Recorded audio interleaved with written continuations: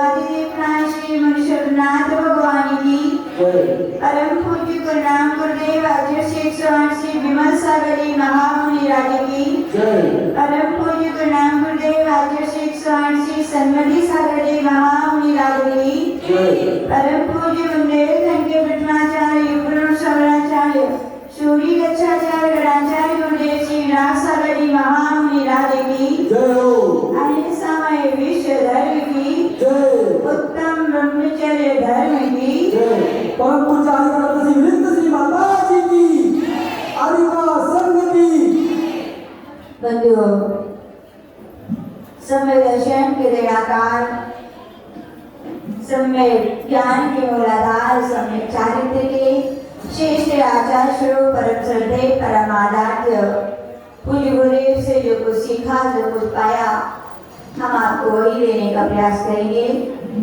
उत्तम ब्रह्मचर्य धर्म। और आज के दिन प्रथम बार यदि ब्रह्मचर्य व्रत को धारण करने वाले श्री वांसपूज भगवान का क्या है? मोक्ष कल्याणक है। उत्तम आकिंचन धर्म में हमने सीखा कछु हमाओ नहीं आना। याद हो गया कि मन याद हो जाना चाहिए क्या? कछु हमाओ नहीं आ। और आचार्य लोग कह कछु हमाओ नहीं है, लेकिन आत्मा तो क्या है? मेरी है।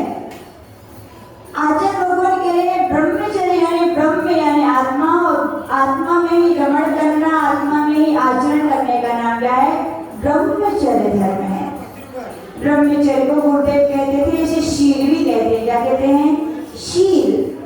और शील आपको मालूम है, जब तक शील है तब तक कीमत है।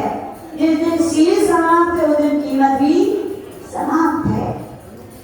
आपके घरों में बोतलें होती है ना, किसी भी चीज की नई बोतल लाते हैं तो क्या लगी रहती है उसमें? सील। यदि आपको पसंद नहीं आई है तो आप जाके वापस कर सकते हैं, वो वापस ले लेगा।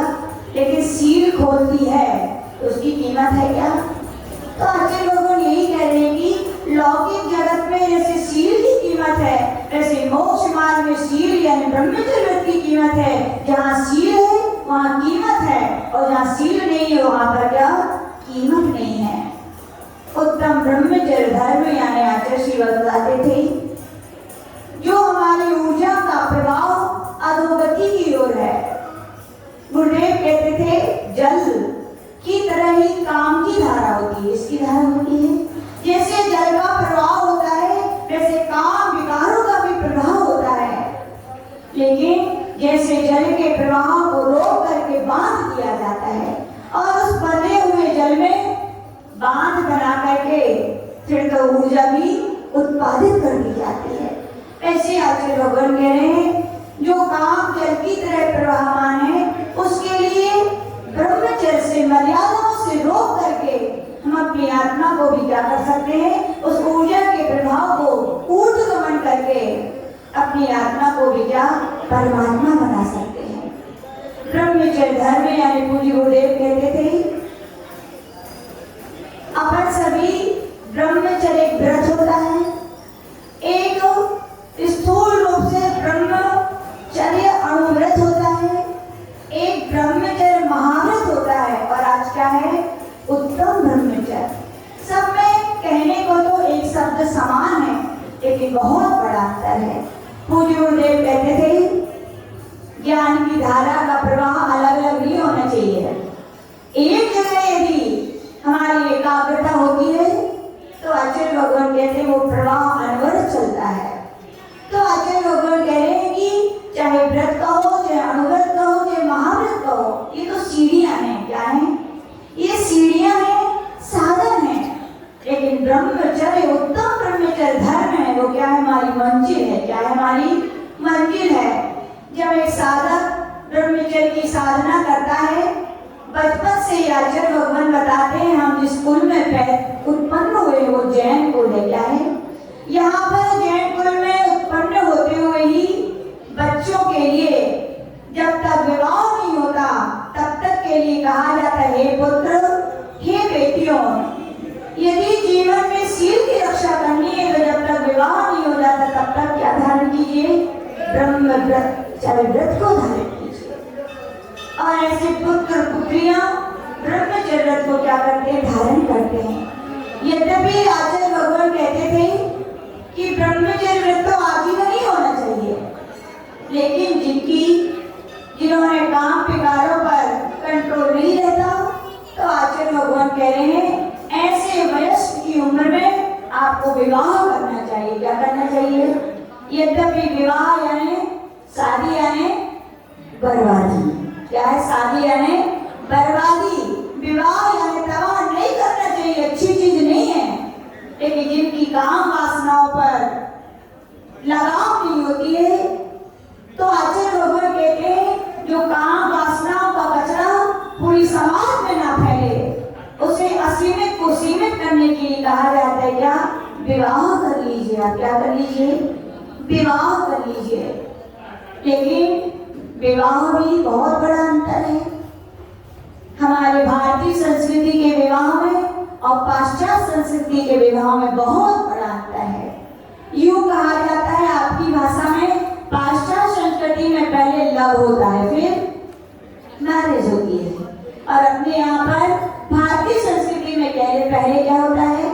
मैरिज होती है, फिर लव होता है। अंतर इतना है, जो पाश्चात्य संस्कृति है वहाँ पर लव तो खत्म हो जाता है, मैरिज ही रह जाती है। और हमारे भारतीय संस्कृति की ये विशेषता है, मैरिज खत्म हो जाती है, जिंदगी और क्या बना रहता है? प्रेम व्यवहार बना रहता है। पाश्चात्य संस्कृति का विवाह यानी कि शरीर की लोलुपता कहेंगे, जो एक मोह से जुड़ी है, और भारतीय संस्कृति का विवाह यानी कि हमारे कुल, हमारे धर्म, हमारी संस्कृति, हमारे वंश को अंतरिक्ष प्रवाहवान बनाने के लिए जो एक आपस में आत्मीयता के सुख दुख में साथ निभाने के संबंध बनाए जाते हैं, उनका क्या नाम है? विवाह है। आप सभी जानते हैं आए दिन समाजों में ये घटनाएं हो रही हैं। पहले का समय था, माता पिता बहुत विवेकवान हुआ करते थे। बच्चों की दुनिया में कोई हितैषी होते हैं तो कौन होते हैं? माता पिता से बढ़कर कोई उनका हितैषी नहीं होता। पहले के समय में माता पिता जिस वर के लिए चुन लेते थे, जिस कन्या के लिए चुन लेते थे, उनके सब बच्चों के लिए क्या होती थी? श्रीलाल होती थी। लेकिन आज का समय बड़ा विचित्र है, जहाँ माता पिता की कीमत समाप्त कर देते हैं लोग, जहाँ उनके ज्ञान से भी अपने ज्ञान को बहुत ऊंचा समझ लेते हैं, और हम कहें ज्ञान नहीं, वो अज्ञान है। क्या है? क्योंकि ऐसे कदम उठाने के बाद व्यक्तियों को पछताना पड़ता है। पड़ता है कि नहीं? आप लोग तो देखते रहते और हम लोग भी सुनते रहते हैं कि जो लोग ऐसे विवाह करते हैं पाश्चात्य संस्कृति को अपना करके, ना वे खुश रहते हैं, ना वर पक्ष खुश रहता है, ना वधू पक्ष खुश रहता है। जितने जल्दी आजकल मोबाइल में पहचान होती है, उतने जल्दी शादी हो जाती है, उतने जल्दी डिवोर्स भी हो जाता है। हो जाता है कि नहीं? ये क्या है? पाश्चात्य संस्कृति के संस्कार हैं।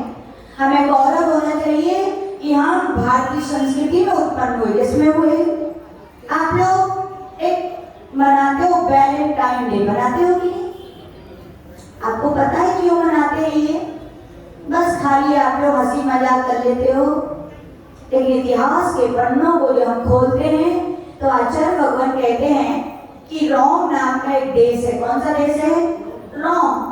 और वहां का राजा था क्लोडियस। क्या नाम था उसका? राजा क्लोडियस था। वहां उसके राज्य में कोई भी मर्यादाएं नहीं थी।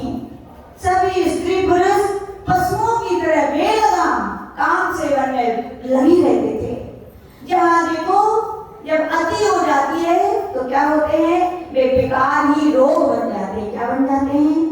अति आसक्ति अति लोगों को आमंत्रण देती है। रोग में कहा गया कि सब लोगों के लिए, वयस्कों के लिए क्या होने लगा?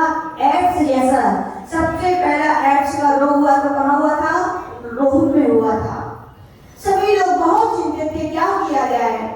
लेकिन याद रखना, समाज को जितनी चिंता नहीं होती, जितनी समाज की चिंता संतों के लिए होती है। किसकी होती है? संतों के लिए होती है। आचार्य जी बताते वहां पर भी एक संत थे जिनका नाम मालूम क्या था? उनका संत था वैलेंटाइन संत। क्या नाम था? वैलेंटाइन संत उन संत का नाम था। उन्होंने जब देखा हमारा देश रोम अत्यासक्ति के कारण या कहें मैथुन आदि ब्रह्मचर्य के अभाव में या कहें पारस्परिक संबंधों के अभाव में एड्स की बीमारी से ग्रसित हो रहा है और उस पर कोई इलाज नहीं था। सरकार ने सीधा नियम लागू भी किया था। क्या किया था? इसको यदि बढ़ने से रोकना है तो क्या करो, जो जहां उसको वहीं पर सूट करो और गड्ढे में गाड़ दो, उनके कीटाणु फैलने नहीं चाहिए।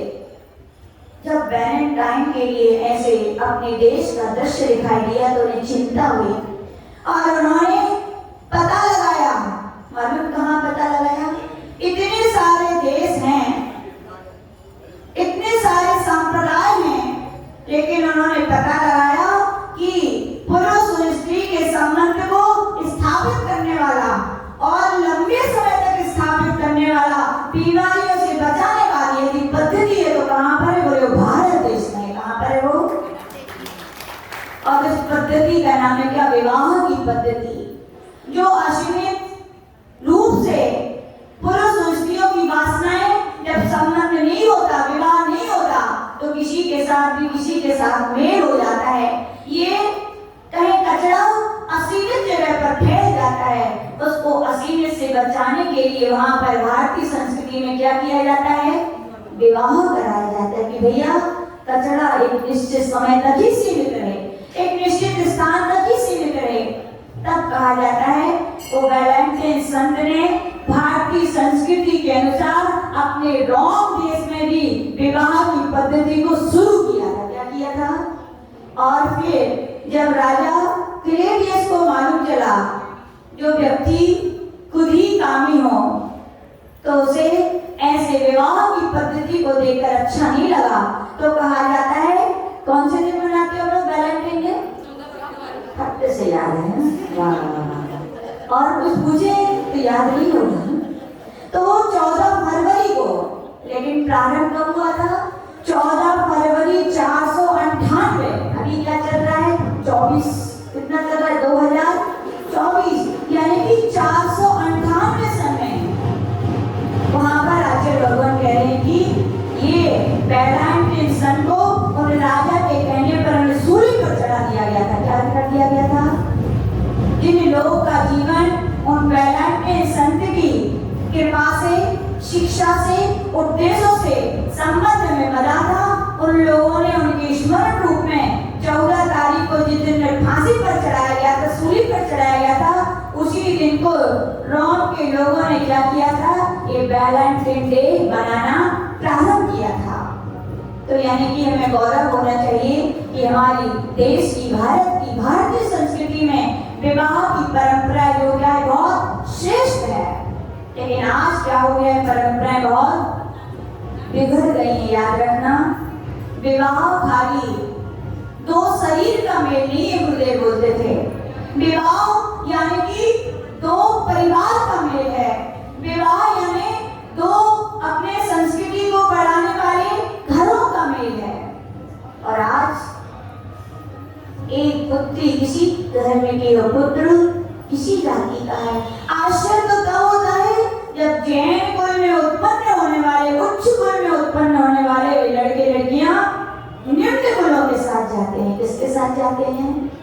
और हम लोग ने एक पुस्तक है हमारे पास, एक नहीं उसमें अनेकों उदाहरण लिखे हैं जिनने ऐसी शादी के, मालूम है ये लोग गरीब नहीं होते, सब बड़े रईस घर के बच्चे होते हैं। कौन होते हैं? ज्यादातर सभी पढ़े लिखे होते हैं, एजुकेशन पूरी कंप्लीट वाले होते हैं। कहेंगे कि उनका ये ज्ञान है। कभी कभी लगता है भैया पहले का समय अच्छा था, कम पढ़ाया जाता था, लेकिन संस्कार तो दिए जाते थे। आज की पश्चात संस्कृति की शिक्षा ने पूरी भारतीय संस्कृति के संस्कारों को नष्ट कर दिया है। देखना ये पश्चात संस्कृति बढ़ती यूं ही रही तो पहले भी हमारा देश क्या हुआ था? पतन हुआ था। और आगे यही पद्धति रही तो विश्वास करना कि हमारी समाज तो वैसे ही कम है कि नहीं? बोलो, आज से 400 वर्ष पहले जैन समाज कितनी थी? 4 करोड़ थी, पर आज 1 करोड़ ही नहीं है। समाज कम हो रही है और बेटा बेटियां विवाह कर रहे हैं अन्य जाति से। लोग बोलते हैं माता जी अच्छा तो है, हाँ? अन्य जाति की बहू आएगी तो एक धर्म का हमारे धर्म में सदस्य बढ़ गया। बड़ा क्या? बोलो बोलो, बड़ा क्या? सब सत्य समझते हो, फिर क्यों भैया मैं मौन बैठे हो? क्यों देखते हो भी आंखों पे पट्टी लगा ली है आप लोगों ने? पहले का अच्छे समय थे, पंचायतें होती थी, समाज के वरिष्ठ लोग होते थे, जो निर्णय करते थे वो सबके लिए मान्य होता था। कोई अपराध करता था तो उसके लिए इतनी बड़ी सामूहिक सजा दी जाती थी कि किसी की हिम्मत में ऐसी दोबारा करने की नहीं होती थी। लेकिन आजकल इस पाश्चात्य की शिक्षा ने और माता पिता के धार्मिक संस्कारों के अभाव में, इसको कहेंगे हम दोस्त, हम बच्चों को नहीं देंगे पहले दोस्त। इसको देंगे पहले दोस्त और माता पिता को देंगे कि आप संस्कारवान कुल में पैदा हुए, आपके जो बच्चे हुए, आपका कर्तव्य था कि आपको अपने कुल के, अपने धर्म के संस्कार देने चाहिए थे, उनको सिखाना चाहिए था। हम जिस संस्कृति में पैदा हुए, जिस समाज में पैदा हुए हैं, उस समाज में ऐसा नहीं होता है। पहले तो संस्कार नहीं दिए और दूसरा उनके हाथ में आजकल मोबाइल दे दिया। क्या दे दिया? कभी एक शास्त्र दिया है माता पिता को, बोलो, कभी 4 जिनमें अच्छी शिक्षाएं लिखी, ऐसी बातें की पुस्तक दी कभी आपने अपने बच्चों को, बोलो? आज पकड़ा दिया तो क्या पकड़ा दिया? मोबाइल। देखो अनादिकाल से तो वैसे संस्कार उसी विषय वासनाओं से ही भरे होते हैं कि नहीं? और आप सभी जानते हो, हम तो नहीं पता भैया, सुनते रहते हैं कि मोबाइल नहीं है, गंदगी परोसने का कहा जाए बहुत बड़ा हेतु है। बोलो है कि नहीं है? जिन दृश्यों को सामान्य व्यक्ति नहीं देख सकता, आज माता पिता और बच्चे सब मिलकर के एक साथ देख रहे हैं। क्या संस्कार मिलेंगे बच्चों को? बोलो मिल पाएंगे क्या? तो सबसे बड़ी मोबाइल दे दिया है आपने हाथ में। क्या दे दिया है? और मोबाइल दिया सो दिया, फिर बाहर पढ़ने के लिए जाओ। कहाँ जाओ? बड़ा आश्चर्य होता है हमें, गांव के बच्चे शहरों में पढ़ने हैं तो ठीक है, शहरों के बच्चे भी दूर भागते हैं, और यदि माता पिता ना पढ़ाएं तो देखो फिर उनके नखरे। भैया शिक्षा की कीमत है कि संस्कार की? बोलो, इसकी कीमत है। शिक्षा कितने दिनों की? 4 रुपए 4 कौड़ी के पैसे दिला सकती हो शिक्षा, लेकिन संस्कारों को नष्ट कर देगी। लेकिन जो संस्कार आप दोगे वो इस भाव में नहीं, भाव में काम आएंगे। क्या आएंगे? भाव में काम आएंगे। बाहर पढ़ने वाले बच्चे, बाहर का माहौल, पूरी पाश्चात्य संस्कृति है कि नहीं? पूरी पाश्चात्य संस्कृति। तो आज भगवान कह रहे भैया विवाह यदि ब्रह्मचर्य नहीं पालन कर पा रहे तो विवाह करना चाहिए, लेकिन विवाह कैसा करना चाहिए? अपने माता पिता के अनुसार करना चाहिए। याद रखना, जो बच्चे सोचते हैं ना मम्मी पापा क्या समझे, याद रखना जब तुम बन जाओगे ना माता पिता तब याद आएगी क्या माता पिता का हृदय होता है, क्या माता पिता की हितैषी भावनाएं होती हैं।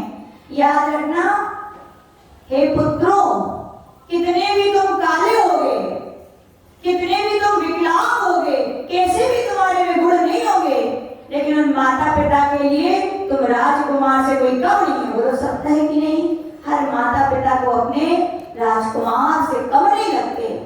हे पुत्रियों, कितनी भी आप सौंदर्य से रहित होंगी, सुंदर नहीं होगी, अवगुण से भरी होंगी, लेकिन माता पिता के लिए तुम राजकुमारी से कोई कम नहीं हो। वे माता पिता तुम्हारे हितैषी हैं। जो हितैषी है वो तुम्हारा अहित करेंगे क्या? तो अपने बच्चों को सिखाना भैया जाके कि हमने तुम्हें अपने ब्रह्म का नष्ट करके, जिसको करके एक बार अब्रह्म सेवन में 9 लाख जीवों को नष्ट किया है। कितने लाख? तब तुम्हारी उत्पत्ति हुई है। तुम भैया कुछ ना कर सको, लेकिन इस खून की, इस कुल की, ये धर्म की इस मर्यादा को निभाना। क्या निभाना?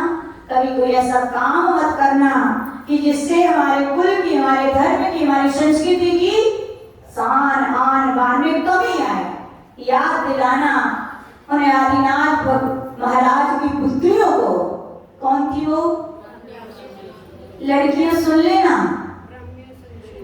कि एक वो भी पुत्रियां थी, ब्राह्मणी और सुंदर थी। कौन थी? जैसे उन्हें ज्ञात हुआ कि मेरे पिता तो 3 लोक के नाथ हैं और उनके लिए झुकना पड़ेगा। बोले किसके आगे झुकना पड़ेगा? जिससे मेरा विवाह होगा। जो पिता के आगे 32,000 राजा मुकुटबद्ध झुक रहे हैं, पूरी 3 लोक के 100 इंद्र भी जिन्हें झुक रहे हैं, मेरे कारण मेरे पिता झुकेंगे, ऐसा विवाह मुझे नहीं करना। मैं अखंड आजीवन ब्रह्मचर्य धारण करूंगी। वो भी तो पुत्रियां थी, उनकी क्या भावनाएं नहीं थी? बोलो। अपनी भावना को भैया भावना मत समझो। तुम्हारी भावनाएं अकेले की हैं, लेकिन तुम्हारी अकेले की भावना नहीं है। तुम्हारी भावना से बहुत सारी, जैसी पेड़ एक होता है लेकिन जड़ें दूर दूर तक फैलती है, ऐसी हे पुत्री हे पुत्र अपनी भावना को अहमियत मत दो। तुम्हारी भावना से ज्यादा तुम्हारे परिवार, तुम्हारा कुटुंब, तुम्हारी समाज, तुम्हारी संस्कृति की जड़ें बहुत लंबी फैली हैं। ऐसे एक को काट दोगे। क्या है? अन्य समाज में विवाह करना है, क्या है? एक जड़ को काटनी तो है, बोलो, है कि नहीं? एक जड़ को यदि एक जन ऐसी काटते हैं तो बताओ, ये श्रवण संस्कृति, ये भारतीय संस्कृति, ये जैन कुल, ये जैन धर्म, तुम्हारी कोई परंपरा रह पाएगी क्या? बोलो। खाली जन्म हमारा विषय वासनाओं की पूर्ति के लिए नहीं हुआ है, ये समझाइए। तो इसलिए क्या विवाह किया जाता है? क्यों किया जाता है? हमारी मर्यादाएं, या विवाह इसलिए किया जाता है, हमारे 4 पुरुषार्थ कहे। कौन कौन से पुरुषार्थ कहे? धर्म, अर्थ, काम और मोक्ष। शादी इसलिए की जाती है काम पुरुषार्थ की सिद्धि करके आप धर्म पुरुषार्थ की जो श्रृंखला है वो अनवरत चलती रहे। श्रवण रहेंगे तो श्रवण संस्कृति रहेगी। यदि आपके बच्चों को आपने संस्कार नहीं दिए तो कौन श्रवण बनेगा? कोई श्रवण नहीं बनेगा तो श्रवण संस्कृति कैसे चलेगी? बोलो, चलेगी क्या? विवाह इसलिए किया जाता था, इसलिए नहीं कि अपनी इच्छाओं की पूर्ति के लिए विवाह नहीं किए जाते, ना ही अपने परिवार की वृद्धि के लिए, ना कुल की वृद्धि के लिए। ध्यान रखना, जिस समाज में, जिस संस्कृति में उत्पन्न हुई वो श्रवण संस्कृति। कौन सी संस्कृति है? मदालसा हुई कि नहीं? लगातार 6 पुत्र हुए। क्या संस्कार दिए? संस्कार कब से दिए जाते हैं? उत्पन्न होने के बाद। कब से? गर्भ से ही संस्कार देना प्रारंभ होता है। क्या संस्कारों का प्रभाव दिया? एक के बाद 6 पुत्र हुए। सबने क्या ले ली? दीक्षा ले ली। उनके मैदान में कहा, हे रानी, यद्यपि सत्य है हम जिस संस्कृति में पैदा हुए हैं उसकी संस्कृति की रक्षा संरक्षण के बारे में हम ही सोच सकते, कोई और नहीं सोचेगा। तुमने बहुत अच्छे संस्कार दिए कि मेरे 6 पुत्र श्रवण संस्कृति की रक्षा और सुरक्षा और वृद्धि करने वाले में गौरव है, लेकिन ये हमारा राज्य भी तो है। तब जाके एक पुत्र उत्पन्न हुआ था जिसको क्या राज्य के पद पर बैठा था। आज आपके कितने पुत्र पुत्रियां हैं? बोलो। केवल अपनी बुढ़ापे की सोच ली बस। बाकी जिस धर्म में पैदा हुआ उसके लिए, जिस संस्कृति में पैदा हुआ, कैसे चलेगी ये संस्कृति? बोलो। और इतने गलत संस्कार दे रहे हो आप। क्या आपके बच्चों पे भरोसा किया जा सके कि श्रवण संस्कृति को तुम्हारे बच्चे बढ़ाएंगे? बोलो, बढ़ाएंगे क्या? तो भैया सोचिए थोड़े अपने विषयों को। आचार्य बोलते हैं कि खाली हम अपने तक ही सीमित ना रहें, अपनी संस्कृति, अपने धर्म, अपने सबके लिए सोचें, विचार करें कि भैया विवाह होने चाहिए। और विवाह के बाद तो ब्रह्मचर्य व्रत होना चाहिए कि नहीं होना चाहिए?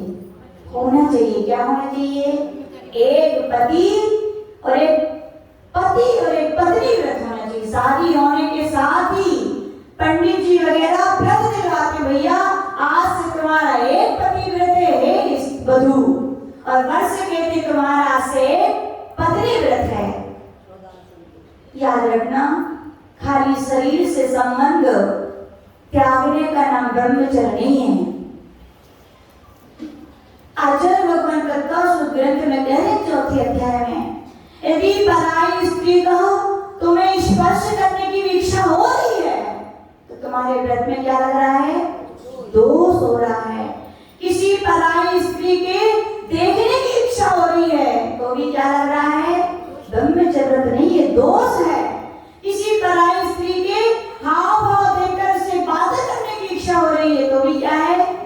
दोष है। किसी पराई स्त्री के आपके मन में ख्याल आ रहे हैं तो भी क्या है? जैसे पुरुषों के लिए दोष है, वैसे याद रखना हे माताओं, हे बहनों, आप भी पर पुरुष के स्पर्श के रूप को या शब्दों को या मन में यदि विकार भाव उत्पन्न किए तो आपका व्रत नहीं है।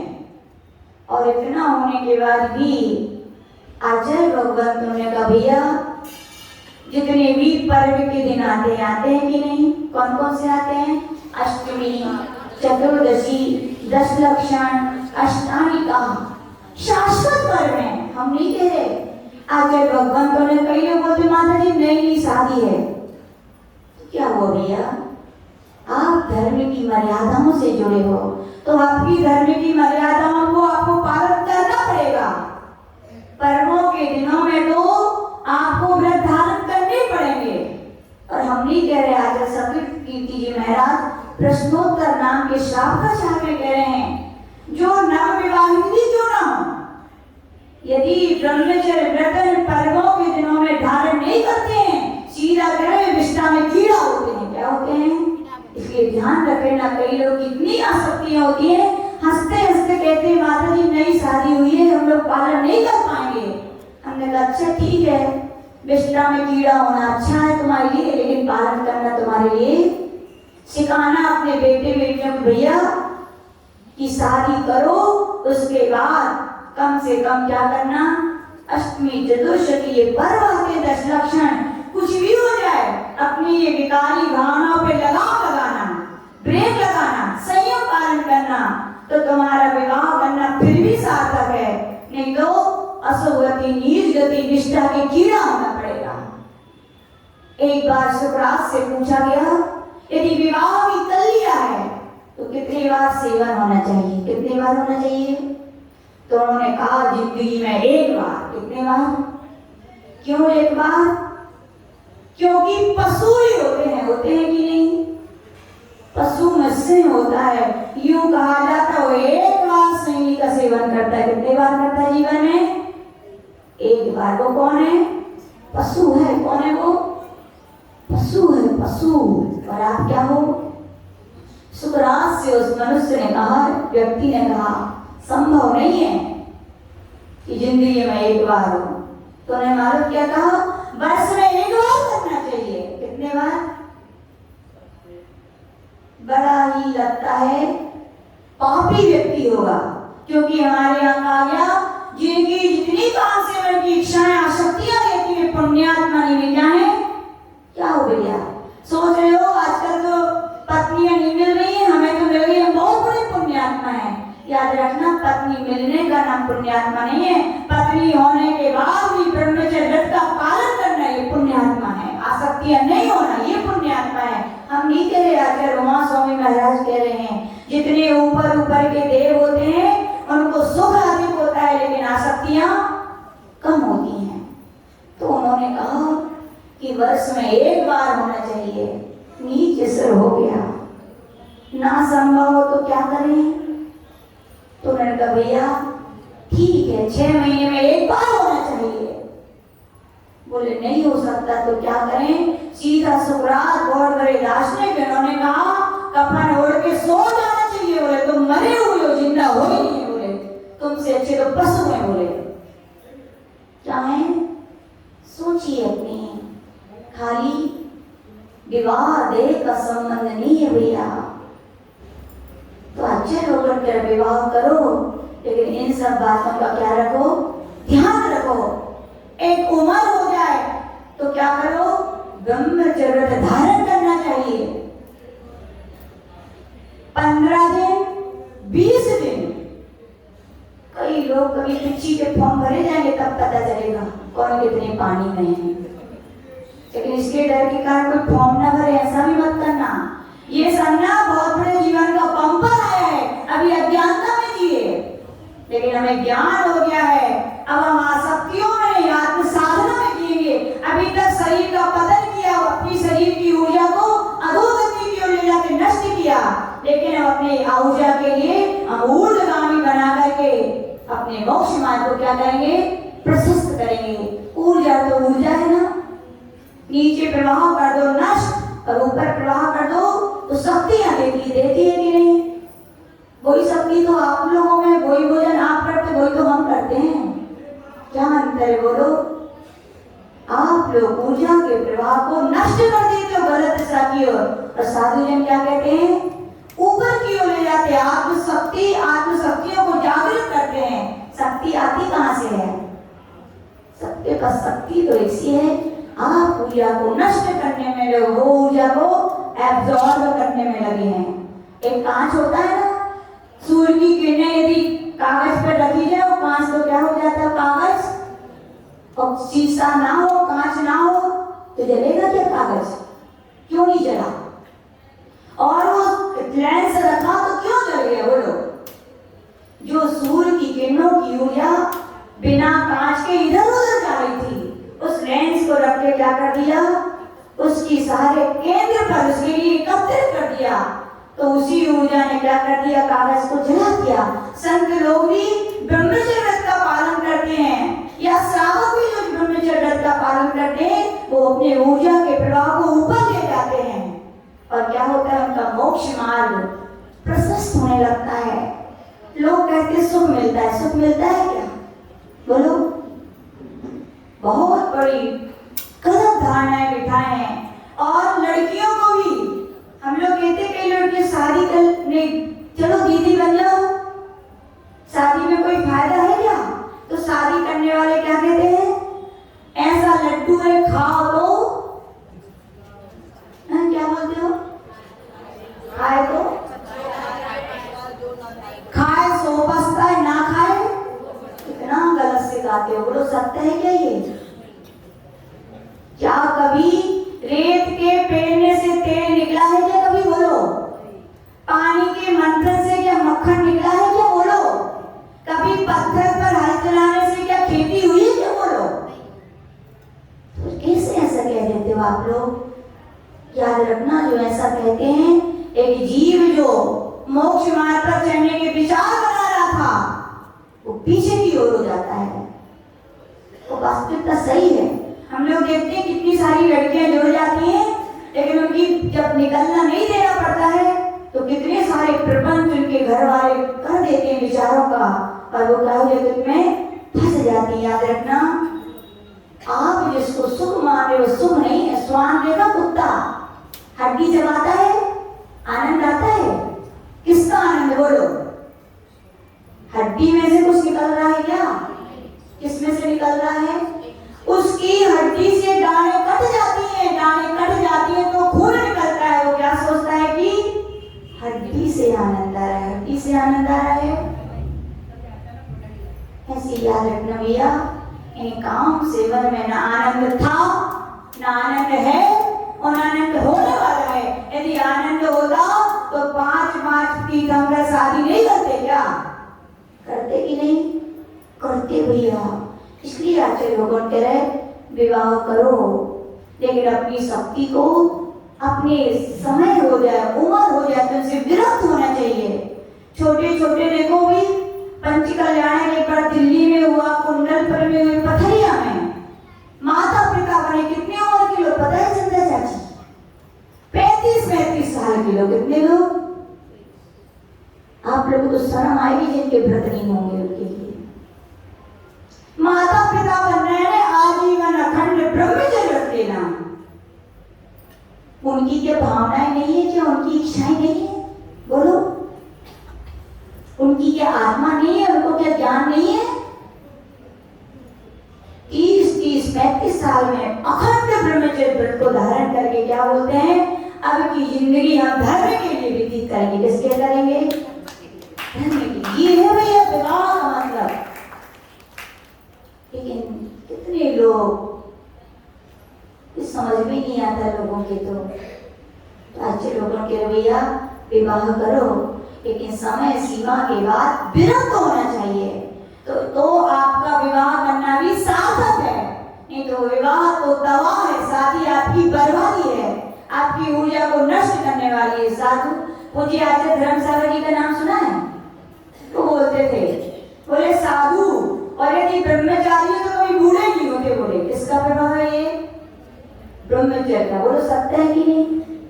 सब लोग संग में माता जी हैं, सब हम लोग लगभग 30-40 साल के हैं, आराम से सब लोग आते हैं। यदि कह दो कि भैया 22 साल हो गए दीक्षा, तो आश्चर्य करते हुए लगता तो है नहीं देखिए। एक माता जी तो हम लोग तो फिर भी ठीक है। एक माता जी संग में विधि श्रीमती शिवनी की है, आराम से 38-39 साल की। देख के उनके सब यही कहते, माता जी जब पैदा होते सब दीक्षा ले ली थी, ऐसे लगता है 16-17 साल की हो। तो वो कहती है 16-17 साल तो मैं दीक्षा ली हो गए। बोले किसका प्रभाव है ये? तो ब्रह्मचर्य में ताकत है कि नहीं है? बोलो। ब्रह्मचर्य में सुख शांति है कि नहीं है? बोलो। ब्रह्मचर्य में निराकुलता है नहीं है? बोलो। है ना? तो फिर झूठे भ्रम को निकाल देना कि बिना इसके तो आनंद ही नहीं है, इसके बिना ही आनंद है, क्या सोचना। और अपने जीवन में ब्रह्मचर्य व्रत क्या करना? धारण करना। 15 दिन, 20 दिन, 25 दिन। और हम तो कह रहे उम्र हो गई है, अच्छा धन धान्य भी संपन्न है, तो भगवान के माता पिता बनना और आजीवन क्या लेना? ब्रह्मचर्य व्रत धारण करना। तो आपका विवाह करना भी क्या है? सार्थक तो हम नहीं कहेंगे, ठीक है। और याद रखना, आपके पुत्र पुत्री वे ही पुत्र पुत्री हैं जो इस श्रवण संस्कृति को आगे बढ़ा रहे। बाकी तो सबके पुत्र पुत्री होते, बुरा न लगे, पशुओं के भी होते हैं कि नहीं? आपका एक भी पुत्र पुत्री, हम नहीं कहते दीक्षा है, अरे बिना दीक्षा के भी इतने अच्छे संस्कार दो कि धर्म के संस्कारों में ढल के वे धर्म की समाज को आगे बढ़ाते रहें। इतना तो कम से कम सिखाना चाहिए। ऐसा मत सिखा देना कि आपके घर के बेटा बेटी धर्म की समाज की मर्यादाओं को तोड़ करके दूसरे घरों में चले जाएं। और चले भी जाते हैं तो रोते हैं कि हंसते हैं? रोना पड़ता है। इतनी सारी कहानी लिखी है, जिनने अगर समाज में विवाह किए रोए हैं कि नहीं? लोग बोलते हैं संख्या बढ़ गई क्या? घट गई भैया, दुख मनाओ। क्यों? बोलते हैं अच्छा तो है, जितना तो जैन धर्म की बहुएं नहीं करती, बोले वो अदर समाज की कर लेती। बोले देखो, धर्म का पालन करना एक अलग बात है, बोले तो किसी को भी सिखा दो, लेकिन संस्कार कहाँ से दिए जाते हैं? गर्भ से। कहा जाता है लोमड़ी को कितना भी शेर की खाद पहना दो, कितना भी एक्टिव बना दो, शेर बन गई क्या वो? बोलो। याद रखना, ऊपर के संस्कार देखो, किसी क्या हो तो बुरा मत मानना। हम तो जो आगम में कहा वो सत्य कहेंगे, यदि सत्य नहीं करेंगे तो परंपराएं मर्यादाएं टूटती जाएंगी भैया। इसलिए बुरा मत मानना कि ऐसे शब्द कहे जा रहे हैं, और बुरा लगे तो अपने माँ बाप अपने बेटों को समझाना, अब ऐसा ना करें। तो कहा जा रहा है कि वो बेटियां मतलब चली जाती हैं, तो अच्छे लोगों के कितना भी आप बहू ले आओ, लेकिन वो जैन धर्म को वृद्धि नहीं की। आपने क्या की? कुल परंपरा का विनाश किया है आपने। बेटियां जा रही हैं तो कम से कम पहले इतना कंट्रोल में रखा जाता था, बेटियां तो आजकल तो एक सी शिक्षा दे दी है। याद रखना, खराब लगेगा बेटियों को, कितना भी अपन कुछ कर रहे हैं, लेकिन जो पुरुष में पुरुषत्व है उसकी अपन बराबरी नहीं कर सकते। क्यों नहीं कर सकते? क्योंकि आपका सील है। क्या है आपका? सील है। पढ़ाई इतनी मायने नहीं है आपके जीवन में। सर्विस करना भी आजकल एक फैशन चल गई, बड़ी अच्छी तो फैशन ही कहेंगे। सर्विस वो करें जिनकी खाने को ना हो, क्या ना हो तो सीधी कहेंगे। कौन करे? जिनके पिता कमा ना पा रहे हो, जिनके भाई ला ना पा रहे हो, जिनके पति कमा ना पा रहे हो,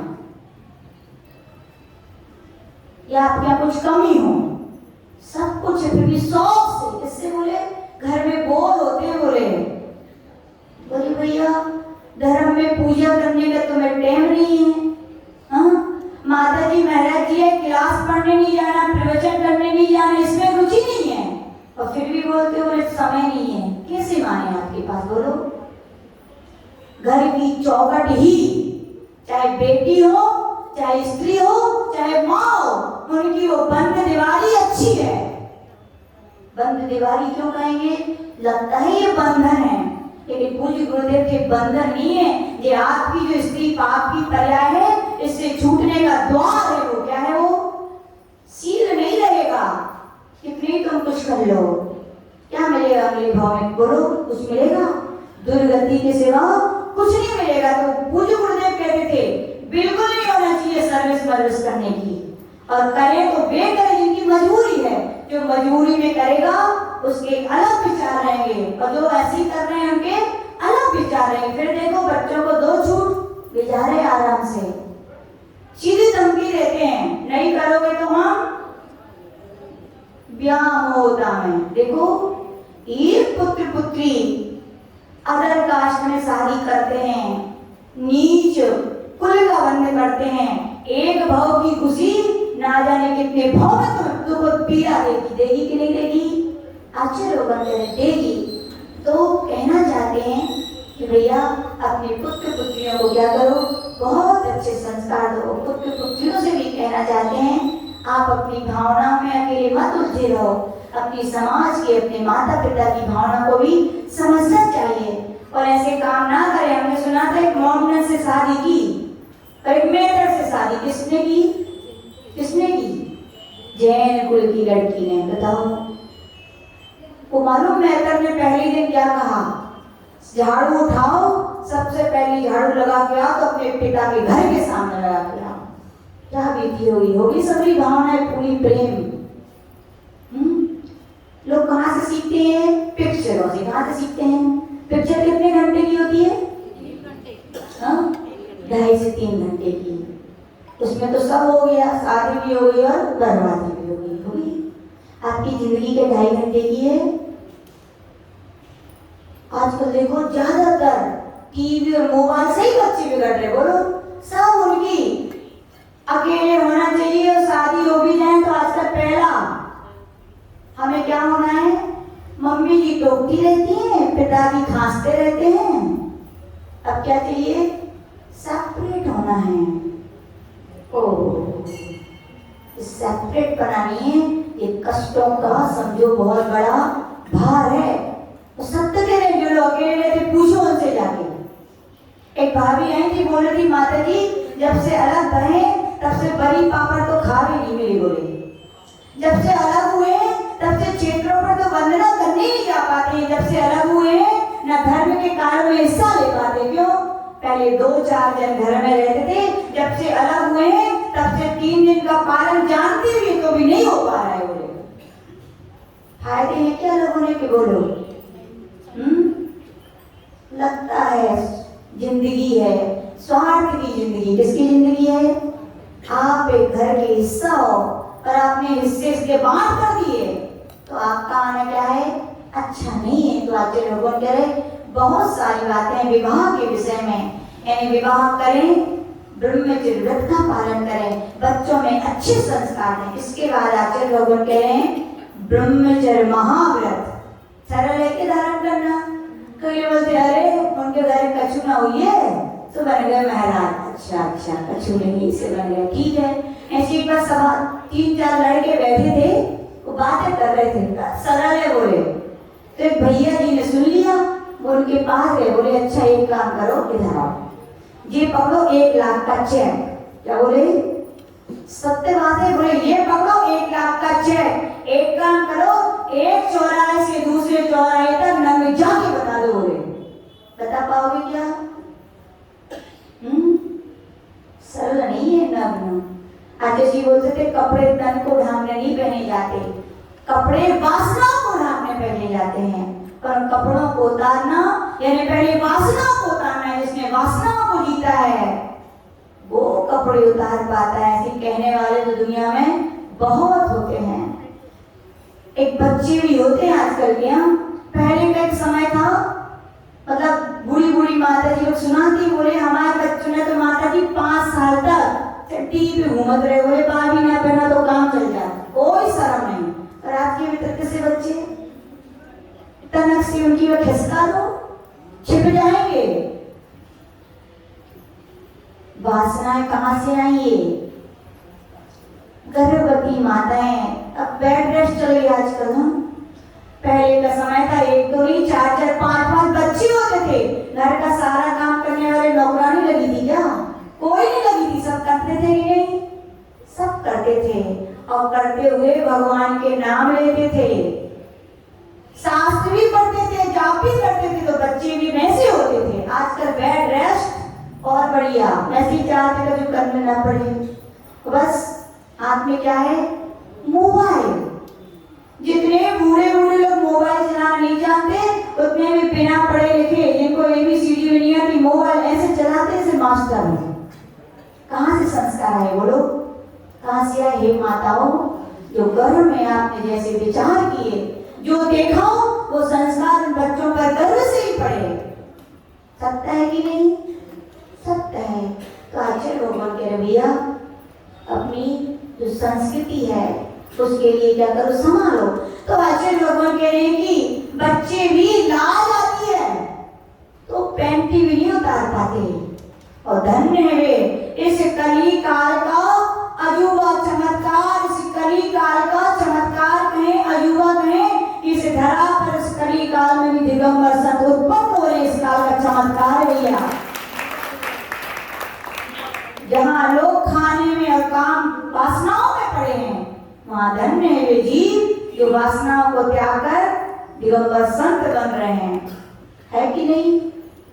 कौन लेता है दीक्षा? तो आचार्य भगवान कहते थे, अंदर विषय वासना वर्ते, ऊपर लोक लाज भयकारी, ताते परम दिगंबर मुद्रा, धार सके न दीन संसारी। हर कोई नहीं, जिसने वासनाओं को जीत लिया है, जिसने लोक लाज को जीता है, वो क्या लेते हैं? दिगंबर दीक्षा लेते हैं। और दिगंबर दीक्षा लेने के बाद क्या उत्तम ब्रह्मचर्य व्रत हो गया क्या? अभी तो व्रत हुए, क्या हुए? अभी तो व्रत हुए, अभी तो सीढ़ी चढ़ रहे हैं। अब वो आत्म ध्यान, आत्मा में लीन होते हैं, चढ़ते चढ़ते गुलिस्तान, 14वें गुलिस्तान में पहुंचते हैं, वहां जाके 18,000 सीढ़ी पूर्ण होते हैं। तब कहा जाता है कि उत्तम ब्रह्मचर्य ने धर्म प्राप्त हुआ है। क्या प्राप्त हुआ है? अब आचार्य भगवान कह रहे हैं, हमने व्रत ले लिए हैं, हमने अनुव्रत ले लिए हैं, हमने महाव्रत ले लिए, तो उनकी रक्षा भी तो होनी चाहिए, होनी चाहिए कि नहीं? कीमती वस्तु है भैया ब्रह्मचर्य, रक्षा नहीं करोगे तो चोर तो लुटेरे ढूंढ रहे हैं। क्या करना चाहिए? आचार्य भगवान से कहा, तो पहला कहा स्त्री राग कथा श्रवण त्याग। जिनने ब्रह्मचर्य व्रत अनुव्रत हो, एक पत्नी है या एक पति व्रत धारण किए, उनको कभी भी राग वर्धक अश्लील गानों को नहीं सुनना चाहिए। क्यों? सुनोगे तो भाव नहीं होते क्या? बोलो, होते हैं कि नहीं? जिनके व्रत हैं वैसे गंदे गाने सुनने का त्याग कर दें। ऐसे खराब महिलाओं की, खराब पुरुषों की राग भरी बातों को सुनना त्याग करें संकल्प पूर्वक, तो ही तुम्हारा व्रत लेना क्या है? सार्थक है। फिर कहा तन मनोहराम निरीक्षण, तो टीवी मोबाइल पर असली चित्र आ रहे हैं, असली पिक्चर आ रही हैं, उनको देखने का त्याग होना चाहिए। तब हम मानेंगे कि आपका ब्रह्मचर्यानुव्रत है या ब्रह्मचर्य व्रत है। अश्लील चीजें देख रहे हो, बताओ भाव नहीं बिगड़ते क्या? आजकल के बच्चे पढ़ने भेजते हो ना, साथ में मोबाइल देते हो ना, पढ़ते कम है, मोबाइल देख करके मन में विकृतियां जाता है। जब विकृतियां आते हैं तो विकार आते हैं, और विकार आते हैं तो अमर्यादित काम होते हैं कि नहीं? बोलो। इसलिए कहा गया भैया ऐसे चित्र ना देखें और ना बच्चों को बचपन से मोबाइल दें। मोबाइल दें आप 12वीं जब बड़े उस आप अपना संस्कार में ढाल दिए, परिपक्व कर दीजिए, फिर आप मोबाइल भी दोगे तो उन पर कोई असर उसका नहीं पड़ेगा। मत पहले कपड़े पहने जाते थे। कपड़े किस लिए पहने जाते हैं? हाँ, तन को ढांकने के कीजिए। और आज कपड़े किसको पहने जाते हैं? आप ही कहो, हमें तो शब्द कहने में शर्म आती है। लोग कह रहे हैं कि लड़के लड़कियों के साथ गलत व्यवहार कर रहे हैं। गलती क्या लड़कों की है क्या पूरी? किसकी? 100% यदि है तो उसमें हम कहेंगे 90% लड़कियों की गलती। वो तो सकता है कि नहीं? आपके लिए वस्त्र तन ढांकने के लिए तुम तन दिखा रही हो, तो वासना तो वासनाएं हैं, देख के तो भड़कती हैं। पराया का कितने सारे खुद के भाई और पिता की पर भाव बिगड़ रहे हो, गलत काम हो रहे हैं। किसकी गलती बोलो? हम नहीं कहेंगे बेटियों की, हम कहेंगे माता पिता की सबसे पहली। जब पहली बार ही हमने पहने थे, रोकते, नहीं मानते तो टोकते और नहीं मानते तो ठोकते, लेकिन कपड़े आपको पहनने नहीं देने चाहिए थे। आपने पहना है, इसलिए सबसे बड़े दोषी आप हो। लड़के के भाव विकार खराब हो रहे हैं, इसमें भी जिम्मेदार कौन है? सबसे बड़ी लड़कियां हैं। पहले दुपट्टा होता था ना, चुन्नी होती थी, आजकल तो रखी गई बस साइड में। घूंघट होते थे, क्या होते थे? तब तो ये माता महाराष्ट्र की परंपरा बनी, हम नहीं मानते नहीं है। महाराष्ट्र की भी बहुत पुरानी चित्र हमने देखे महिलाओं के, सबके बाकायदा से ढके रहते थे कि नहीं? आज देखो ये प्रवचन में गिनती कर लो कितनों के ढके हैं। ये मर्यादाएं भैया, क्या ये मत इनको बंधन मानो। लोग सोचते रूढ़ी है, थोप रहे हमारे ऊपर, ये थोप नहीं रहे आपके ऊपर।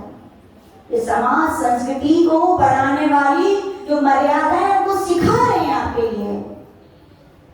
इस घूंघट हुआ, चाहे दुपट्टा हुआ, चाहे चुन्नी हुई, बड़ी खराब लगती हैं। कोई लड़की से कहता तो चुन्नी पहन के आया करो, दूसरे दिन आओ बंद हो जाए करो, चुन्नी नहीं आएगी। आचार्य जी बोलते थे मुन्नी की चुन्नी, सुना चुके हैं? क्या सुना है?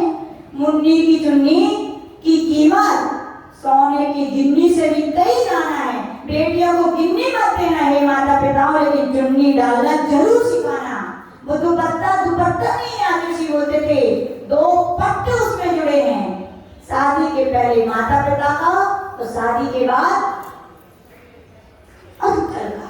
ये पट्टे भैया, और पट्टे जिसको बनता है वो सौभाग्यशाली है कि दुर्भाग्यशाली? बोलो, सौभाग्यशाली मानो जिस कुल में, जिस धर्म में हम पैदा, वहां दुपट्टा हमें मिला है, वहां घूंघट मिला है। और घूंघट कैसे डाला जाता है? देखो, हम नहीं कहेंगे कि 1 करोड़ डाल लो, तुम 1 करोड़ डाल लो भाई, झांक के देखो, कोई मतलब नहीं, इतना डालो। आचार्य जी बोलते थे घूंघट में मर्यादा नहीं है, ये तो ठीक है, सामाजिक व्यवस्था है। आचार्य जी बोलते थे घूंघट में मर्यादा नहीं। मर्यादाएं कहाँ होती है हमारी? कहाँ होती है? आंखों में। बात सकता है कि नहीं? घूंघट डाल लिया फिर भी नजरें तिरछी कहीं जा रही हैं, काहे का घूंघट? घूंघट हो अच्छी बात है, लेकिन उससे ज्यादा क्या होना चाहिए? मर्यादा हमारी आंखों में होनी चाहिए। आंखों से व्यक्ति की क्या होती है? पहचान होती है। आचार्य जी बोलते थे एक बार देखना सामान्य होता है, दूसरी बार देखना भी राग है, और बार बार देखना तो विकार हो गए। तो अच्छे लोगों ने यहाँ पर कह भैया, माँ यदि अपने व्रतों की रक्षा करना है तो क्या? तन मनोहरांग निरीक्षण, स्त्री हो तो पुरुष के इधर राग भरी दृष्टि से उनके अंगों पांगों को ना देखें, पुरुषों को स्त्रियों के ना देखें, और ऐसे कपड़े वस्त्र ना पहने हे बहनों कि आपकी सीर चला जाए। सीर चला गया तो सब कुछ गया, उसकी कीमत समझो आप। पाश्चात्य संस्कृति की कीमत को कम करके अपने भारतीय संस्कृति की कीमत को समझो। तो यहाँ पर तन मनोहरांग निरीक्षण, मुनि महाराजों की दृष्टि देखो कितनी पावन होती है। आचार्य पूज्य विमल सागर जी महाराज जी थे, वो हमेशा माता जी से बेटा कहते थे। क्या कहते थे? बेटा। तो आचार्य जी बताते हैं, जब हमने सुना तो हमने आचार्य गुरुदेव से कहा, गुरुदेव हम लोग से बेटा कहो तो ठीक है, हम लोग तो मुनि महाराज हैं, आप माता जी से क्यों बेटा बोलते हो? वे तो कहो बेटी, कहो आप बेटी। तो आचार्य पूज्य गुरु नानक गुरुदेव विमल सागर जी बोले, बोले तुम्हें दिख रहा है स्त्रीलिंग और पुल्लिंग, मुझे तो ये भव्य आत्मा दिख रही है, और ये आत्मा मोक्ष मार्ग में जब पुरुषार्थ करती है पुरुष ही होती है। बोले क्या होती है? तो तुम्हारी दृष्टि में स्त्री पुरुष, मेरी दृष्टि में तो सब भगवान आत्माएं हैं। तो इसलिए मैं सबके लिए क्या करूं, और पुरुषार्थ करने वाला चाहे स्त्री हो चाहे पुरुष हो, पुरुष ही होता है। बोले इसलिए मैं क्या बोलता हूँ, बोले ऐसी निर्मल मुनि महाराजों की, साधुओं की दृष्टि होती है। देखो आंखें बंद करने से विकार समाप्त हो जाएंगे क्या? आंखों को काम तो देखना है भैया। आंखें सूरदास की जी फोड़ मत देना। बोले क्या करें हम, जब देखो इधर नजर चली जाती तो इसलिए हमने जेलो आंखें फोड़ ली। तो आंखों के फोड़ना एक अलग बात है। आंखों को काम तो देख रहे हो, देखेंगे। आंखों में विकार लाना है कि सद्विचार लाना है, किसका काम है? मन का काम है। किसका है? इसको कंट्रोल करना चाहिए मन को। तो आचार्य लोग ये कह रहे, इतना ऊंचा मन जब अपने दिगंबर गुरुओं का हो सकता है, तो हमारा इतना निर्मल मन नहीं हो सकता कि जिस पुरुष को देखें सबको पिता पुत्र और भाई की दृष्टि से हम नहीं देख सकते क्या? बोलो क्या हर पुरुष, क्या हर स्त्री के लिए बहन पुत्री और माँ की दृष्टि से नहीं देख सकते क्या? देख सकते। गौरव करो, उस परंपरा में उत्पन्न हुए हैं जहाँ हर आत्मा को भगवान आत्मा कहा गया। तन मनोहरांग निरीक्षण, पूर्वता अनुस्मरण, पूर्व में जो भोग भोगे हैं, यदि आपने ब्रह्मचर्य व्रत धारण कर लिया है, एक पति या एक पत्नी व्रत ले लिया है, तो इन बातों को बार बार याद ना करें। क्योंकि घास आपने काटी जरूर है, लेकिन वो ऊपरी से कटी हुई, जड़ निकली क्या? जड़ नहीं निकली। याद करना है, फिर से पानी देना, और फिर से पानी जाएगा तो आपके विकार फिर से उत्पन्न हो सकते। इसलिए कहा जो काम भोग पहले भोगे अब उनको बार बार याद नहीं करना चाहिए। फिर कहा विशेष रस परित्याग, जो इष्ट हैं। इष्ट क्या होते हैं? 56 प्रकार के भोजन हो मीठे मीठे, लेकिन वो चुवन्नी को नमक न डाला हो, तो सब बेकार है। ये कह रहा था इष्ट। और गरिष्ठ, जो आपकी जितनी मेहनत नहीं है, जितनी आपकी साधना नहीं है, पर आप उनका सेवन कर रहे हैं, तो क्या होगा? इंद्रियां उत्तेजित होंगी, विकारी होंगे। तो कहा गया कि ज्यादा मसाले वाली चीजें, ज्यादा ऐसी जिन चीजें अपने शरीर के लिए आवश्यक नहीं है, जिससे के बिना भी हमारा काम चल सकता है, अशुद्ध सामग्रियां, अपन को क्या ज्यादा सेवन नहीं करना चाहिए। फिर कहा गया स्व शरीर संस्कार त्याग, शरीर का क्या नहीं करना चाहिए? संस्कार यानी श्रृंगार। क्या कहेंगे हम? श्रृंगार क्या होता है वैसे? स्त्रियों के लिए श्रृंगार यानी क्या? याद रखना, श्रृंगार का अर्थ आचार्य बोलते थे सौभाग्यवती स्त्रियों का श्रृंगार उसका पति है। बोलो है कि नहीं? वो नहीं है तो श्रृंगार रहेगा क्या? बोलो कौन है आपका श्रृंगार? आपके पति हैं। जब पति श्रृंगार है तो श्रृंगार किसके लिए होना चाहिए? बोलो किसके लिए होना चाहिए? लेकिन हम उल्टे ही हो रहा है इस समय में। तो घरों में गाउन पहन के खुले बालों के घूमा जा रहा है, और बाहर निकलती हो तो पूरा मेकअप हो रहा है। अब कहें कि आप भारतीय नारी हो। भारतीय नारी वो होती है श्रृंगार पति है तो पति के लिए करती है, बाकी समय वो साध्वी की तरह रहती है। कैसी रहती है? क्योंकि आपके कपड़े दूसरों के विकार को उत्पन्न कर सकते हैं। आचार्य जी बोलते थे ऐसे कपड़े पहने, ऐसा श्रृंगार करना कि दूसरे हमसे आकर्षित हो। बोलो इसीलिए तो पहनती हो। क्यों श्रृंगार करते? बोलो लोग दूसरे को दिखाने के लिए तो करते हो। और आचार्य भगवान कह रहे अकलंक देव, जो लोग श्रृंगार दूसरों को आकर्षण करने के लिए अपने पति को छोड़कर करते हैं, वे असाता वेदी कर्म का बंध कर रहे हैं। क्या कर रहे हैं वो? इसलिए कहना चाहते श्रृंगार जो है जिसके लिए है उसके लिए करो, बाकी अपना क्या रहो? अपनी उच्च सादा जीवन, उच्च विचार, यही उन्नति के द्वार हैं। तो आचार्य भगवान क्या कह रहे हैं? स्व शरीर संस्कार त्याग, अपने कम से कम जैन कुल में हुए हो भैया, कह दे हम सत्य, बुरी तो नहीं लगेगी।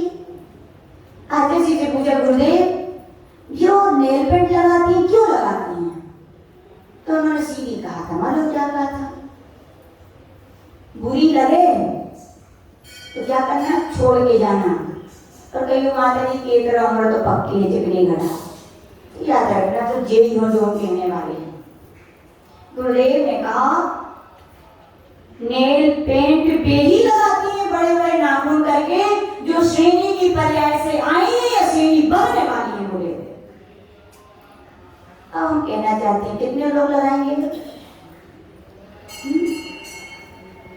देखो अभी मत करो मत, कोई बात नहीं, हम तो हमसे कहोगे तो हो सकता है हम सबसे कह देंगे नहीं भगवान अच्छे, कोई से कछु नहीं कहेंगे। एक श्रीफल लेना और भगवान से कहना भगवान अज्ञानता में आज तक लगाया सो लगाया ना, मैं सीनी की पर्याय में सिद्ध करना चाहती हूँ सीनी से बन के आई हूँ, ना ये सिद्ध करना चाहती हूँ सीनी ना मुझे बनना है। जैन कुल मिला है भगवत शक्ति की पहचान में तो भगवान बनना है, इसलिए आज से हमारा इन सब गंदी चीजों का त्याग। तो लिपस्टिक कौन लगाती है? सुन लो, गुरुदेव ने यही कहा था लिपस्टिक भी वे ही लगाती हैं। जैसे सैनिक किसी का हनन करके आती है तो उसके क्या होते हैं, क्या होते हैं, लाल नोट होते हैं। तो अच्छे होकर के वे ही लगाती हैं जो उस पर्याय से आई है। इसमें मजाक नहीं, रीजन नहीं है, खाली सत्य है ये। यानी कि समझाने पर भी कुल की मर्यादाएं पर कुलाचार का पालन नहीं करेंगे तो काहे के तुम जैन कुल में पैदा हुए? जैन लिखना बंद करो आज से। इतनी छोटी छोटी चीजें भी हम त्याग ना कर पाए, है कि नहीं? तन मनोहर यानी कि संस्कार त्याग, कम से कम इन सही चीजें गंदी चीजों का तो त्याग ही कर ही सकते हैं कि हम कभी नेल पेंट और बोले अच्छा नहीं लगता इसको दिखाना है, हो गई सारी। एक बार तो मुश्किल में हो रही है लोगों की, तो कोई पसंद नहीं करेगा तुम्हारा। और श्रृंगार पति है और एक सीमा होती है, उम्र होती है। देखो बुरा ना लगे कि आप लोग ऐसा कह रहे हो माता जी महाराष्ट्र एमपी की, अब जब देखो कंपेयर करती रहती हो, इसलिए कहते हैं कि आप में भी वो आ जाए संस्कार। वहाँ की छोटी छोटी लड़कियां भी शादी के पहले और शादी के बाद में हम लोगों ने कभी लिपस्टिक लिपस्टिक देखी भी नहीं है। माँ बाप ने लाके नहीं दी, कोई कमी थी क्या? कोई कमी लगाई नहीं, संस्कार इतने अच्छे दिए कभी नहीं लगाई। आज भी वो संस्कार ठीक है। माता जी कई ऐसी भी लड़कियां हैं जिन्हें शादी के पहले भी नहीं लगे कभी।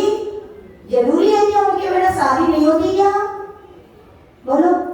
तो अच्छे लोग कह रहे हैं ये भी ब्रह्मचर्य की रक्षा में क्या है, बहुत बड़े साधक हैं। तो अच्छे लोगों कह रहे हैं कि यदि अपने व्रतों की रक्षा करनी है इन सब बातों का ध्यान रखना चाहिए। रामचंद्र जी ने रावण से युद्ध किया था, क्यों किया था भैया? मंगेश भैया, रामचंद्र जी ने रावण से युद्ध किया, क्यों किया? सीता की रक्षा के लिए, है ना? ठीक है, हिंदू समाज में मानते हो कि एक सीता है, लेकिन अपने यहाँ रामचंद्र जी क्या है? बलभद्र हैं। और उन जैसी कितनी सीता होती है? 8000। कितनी होती है?